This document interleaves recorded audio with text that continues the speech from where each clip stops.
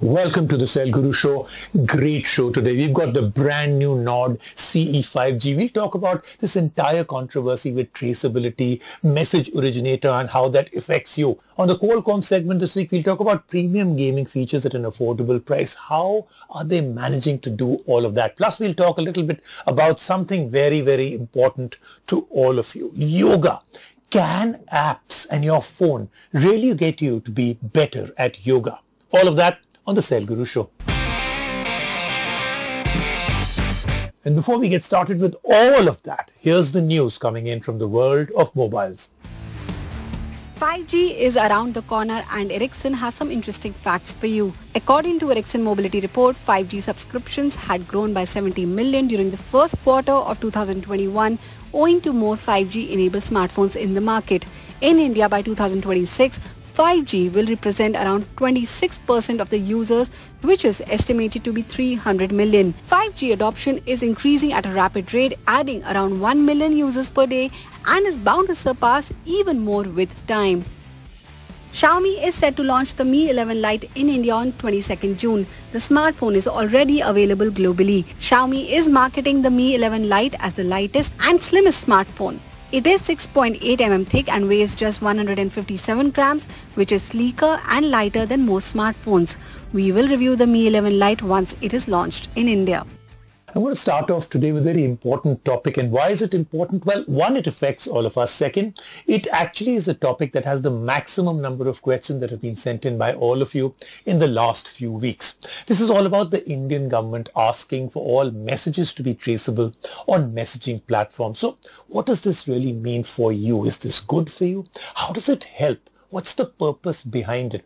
See, this is a very, very simple topic, but it's needlessly been made very complex by a lot of people. I want to break it down very simply for you. So the Indian government wants traceability, as in who was the first person to send a message? Who was the originator of a message? Seems simple enough, right? And also could be helpful. Actually, no. To make this happen, that fundamental privacy of your messages must be completely broken down. End-to-end encryption has to end for this to happen, traceability. So we all rely on end-to-end encryption to keep us safe and private. Our private messages, photos, messages, documents, passwords, banking details, money details, business dealings that we are doing. It's all safe due to end-to-end encryption. By its very definition, what is end-to-end encryption? It means the service provider itself cannot know the content of your message or who the originator is. Only the sender and the receiver know that. The minute you ask for traceability, all of this ends. Now what do you have to do? A fingerprint will have to be added to each of the messages sent by you. Is it a violation of your rights to privacy? Does this open this secure messaging systems to hackers, to criminals? Are your messages going to be no longer secure? Will the service provider know how to track billions of messages a day? Will you be confident now to send messages in such a situation? Now lots and lots of questions that we all must ask ourselves. I'm going to add another very important question that comes to my mind. You know, this poster boy for this ask for traceability seems to have become WhatsApp. It's all about WhatsApp. But you see, end-to-end encryption is also used by, let's say, iMessage on the Apple platform, also on the Signal app. So how come they haven't been told to make the same thing happen? Why aren't they in the headlines? See, our digital life, especially in messaging, is one of the most used services on our devices. Don't take it for granted that it's there. It's important that we all understand that we all gain and what we lose when something this big is changed. Time for all of us to get the right knowledge, get the right information. On this show, we'll be tracking this topic regularly over the next few weeks. And now let's move on to our top story, our review of the OnePlus Nord CE 5G. CE as in Core Edition. Now it's priced at about 22,999. That's the starter price. It's got a plastic back, very striking blue and purple color, so looks very, very premium. Snapdragon 750G, Oxygen OS 11, triple rear camera, 90 Hz screen refresh rate. So it's got a lot going for it, but it is coming in at a time where there's a lot of competition. The original Nord, when it came in, pretty much swept the market. At that price point, everybody wanted it. But now this Nord comes in with a lot of competition. So this week, we're going to take a look at the Nord CE 5G. Next week, we'll actually compare it to a lot of other phones.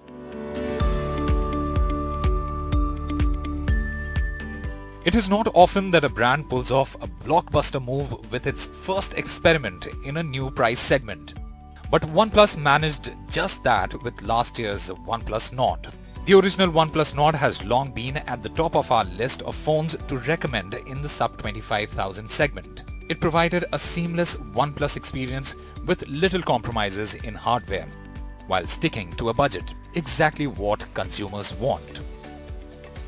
Now OnePlus is exploring a whole new price segment with its even more affordable Nord CE 5G. Let's find out if Nord's Core Edition gets our flattery or flack in Cellguru's review. Let's address the elephant in the room first. OnePlus has made very obvious compromises to achieve the Nord CE's 22,999 rupees price tag. Holding up the phone, the first thing we noticed is the plastic back on the new Nord CE. While the matte black shines and shimmers in shades of blue and purple, there's a distinct lack of finesse.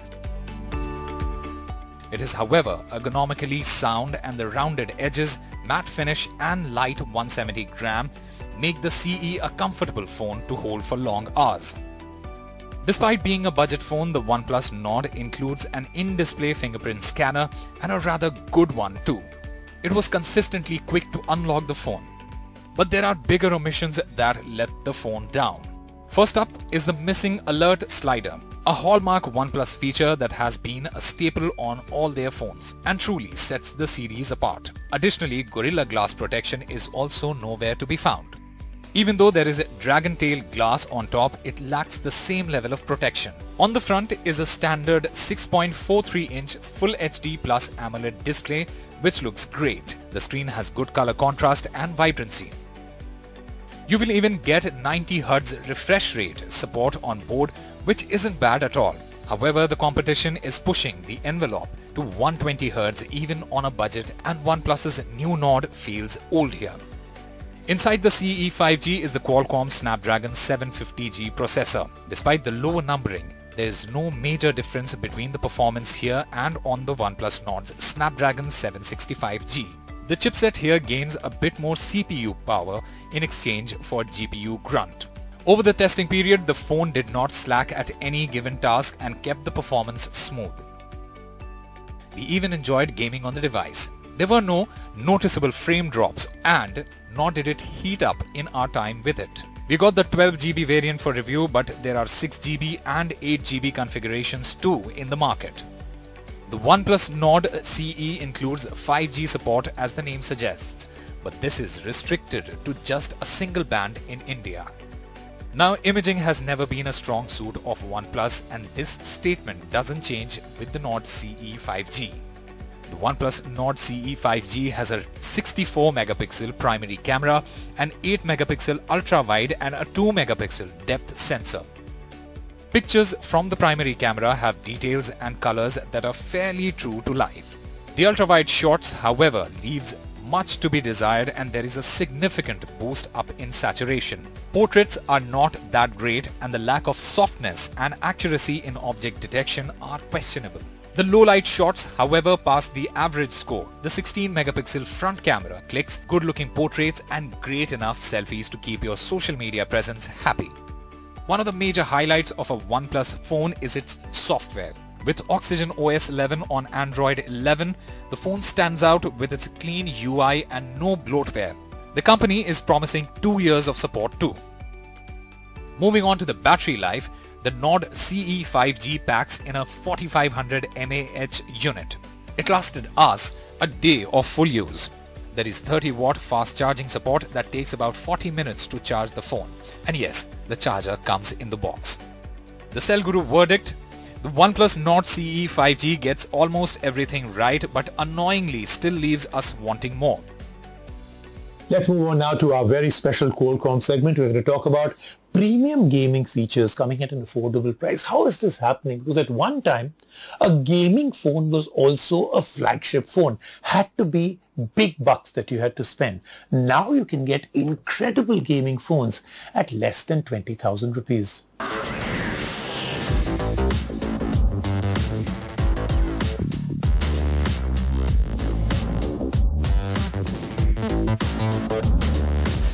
In the last few years, we've seen the evolution of the smartphone from just a communication tool to our everyday companion.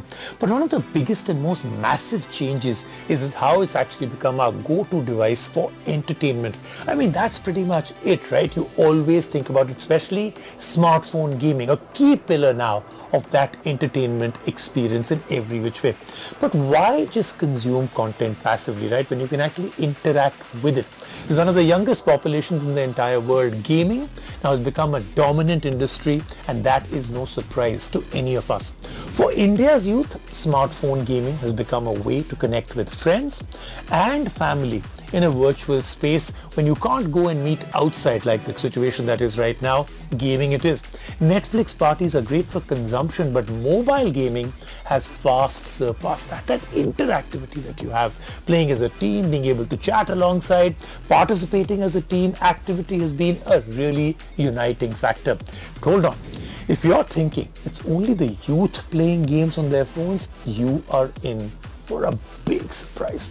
Over 60% of the smartphone consumer is in the 45 to 54 age group, and they're all avid gamers as well, from transits to downtime between work to just relaxing, unwinding. More and more adults are now taking to spending a few minutes playing smartphone games, and this is now going on at an incredible pace. The pandemic and the accompanying lockdowns have only helped spur this further, with a 45% increase in smartphone gamers in India. Casual gaming is clearly here to stay, and it reflects in user engagement times. People are spending upwards of an hour a day playing games on their phones, and the number of gamers is constantly going up. In 2020, the Android Play Store witnessed a 51% increase in game downloads. That kind of number didn't happen for other apps. Now, India is one of the largest consumers of these smartphone gaming experiences. It's not a surprise then that Indians are also demanding a lot more now from their devices. Better graphics, better displays, connectivity, gaming capabilities, lots more from their hardware, especially for gaming. The rise of smartphone gaming has had an equivalent rise in competitive gaming as well. Remember playing Counter-Strike just a few years ago? Imagine being able to play that anywhere now, on the go. Indian esports is anticipated to contribute around 10% to the global esport market share, and a significant portion of this comes from smartphones. Further, a recent survey shows that 90% of Indian esports players consider the mobile phone as their preferred gaming system. Portability, power, simplicity, and a focus on delivering stable and smooth gameplay makes it an absolute no-brainer. With the average selling price of a phone still hovering around 15,000 rupees, if you want a really good one, and hardcore dedicated gaming phone prices coming down really fast. Users want screaming fast performance without spending the big bucks, and they're getting it. That's the best part. So 120 Hz displays, fast chipsets, strong wireless connectivity, oodles of storage are all table stakes now. So it comes as absolutely no surprise that the industry too has evolved in response to customer feedback. Just see the kind of stuff that is coming out. Once the mainstay of top-tier flagship, it's now feasible to get a perfectly competitive smartphone without blowing your budget. It also means that brands now have a laser focus on bringing high-end features that matter at a very, very cut-down price. And this all starts with the heart of the phone. What else? The processor, the big guy. Specifically, processors that give you high-end performance while staying cool, all while delivering long-lasting battery. The overwhelming winner of the popularity vote, of course, can you guess?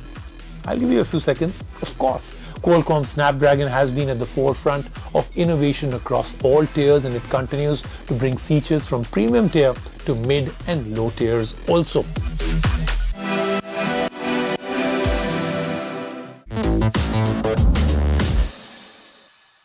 Now let's go across to Akash Sharma, Product Management for Qualcomm Technologies, and let's find out from him a little bit more about what I just spoke about. Thank you so much for joining me on the show. I'm going to start with a very basic question. Can you explain what defines a great mobile gaming experience? Thanks, Rajiv, and great to be on the show. A great mobile gaming experience is defined by a multitude of factors. First, you need a powerful platform. So think of best-in-class CPU capability, fast graphics rendering capability, enhanced gaming features, and of course this all needs to come together with sustained performance on the platform while maintaining power efficiency. Second, you need a superior visual experience, right? So the capability to deliver higher resolution and frame rates, and of course vivid colors and contrasts in your gaming scenes. Third, and very important here, seamless connectivity for the multiplayer era, right? A fast and reliable network with low latency and high throughput or speeds.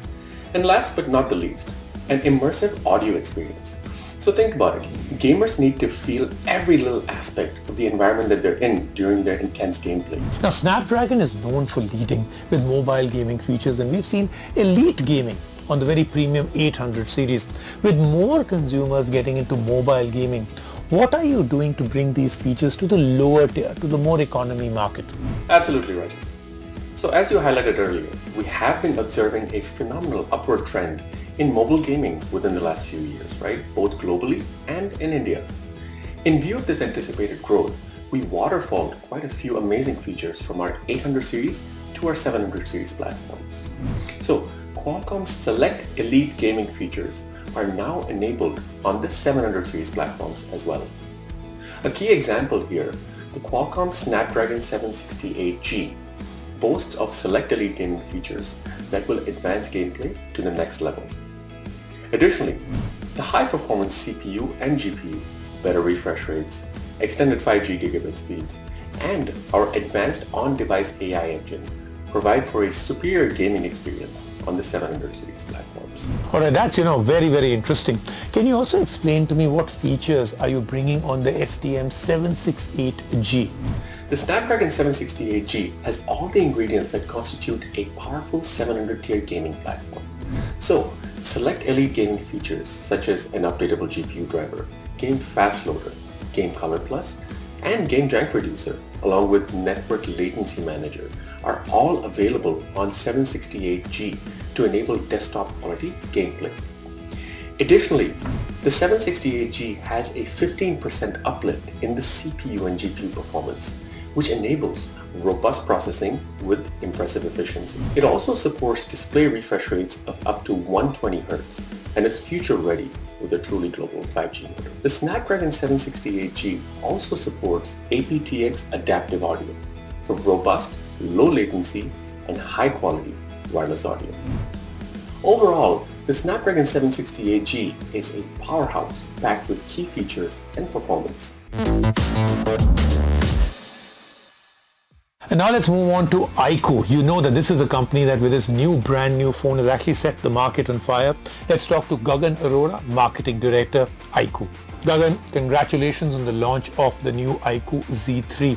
What is its key positioning? Hi Rajiv, how are you? iQOO Z3 is made for all the Gen Z audience, and that's why we have named it Z3. And as we talk about Gen Z, they believe in no compromises, and that's why they need a phone that does not cut corners on any aspect. iQOO Z3 comes with Snapdragon 768, which provides a premium level gaming experience to our consumers. They also need a great camera for uploading their images on social apps. They need fast charging capabilities that does not stop their fast-paced lifestyle. The iQOO Z3 is going to be unconventional, powerful, and future-ready, just like its target consumer, which is Generation Z. The iQOO Z3 is the first device in the market with the Snapdragon 768G platform. Why did you choose this? So Snapdragon 768 is a powerful chipset in the mid segment and offers many features from the premium segment.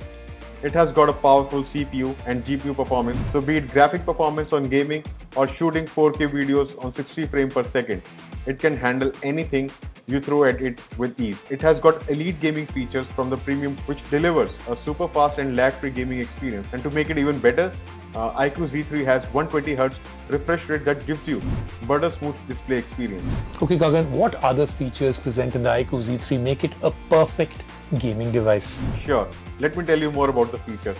One of the best, 5-layer liquid cooling technology, so that you can have lag-free and longer gaming session.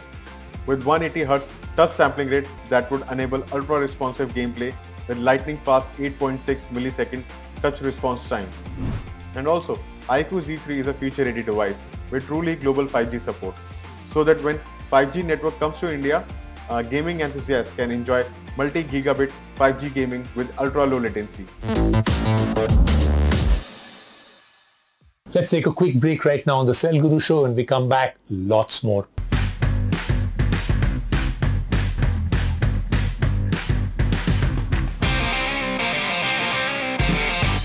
Welcome back to the Cell Guru Show, and it's yoga. We're going to talk about apps on iOS and Android, and we're going to talk about mindfulness apps. Can all these really help us become better at yoga? Can you meditate really because of devices and technology? World Yoga Day is here, and it's your early reminder to focus on the things that matter most, health and mindfulness. Now, traditionally, yoga has been all about cutting away from distractions, but it's the 21st century, which means technology is a key extension of our lives. Let's see how we can use wearables and phones as an extension of our yoga practice. Yoga apps. Smartphone apps can be incredibly helpful by guiding you and showing you step by step how to get started. Yoga for Beginners is one such app for iOS. The app features handcrafted workouts that will guide you through yoga workouts based on what you aim to achieve. Meanwhile, Daily Yoga on Android and iPhone features hundreds of asanas with step-by-step instructions on how to practice them safely and effectively. Wearables.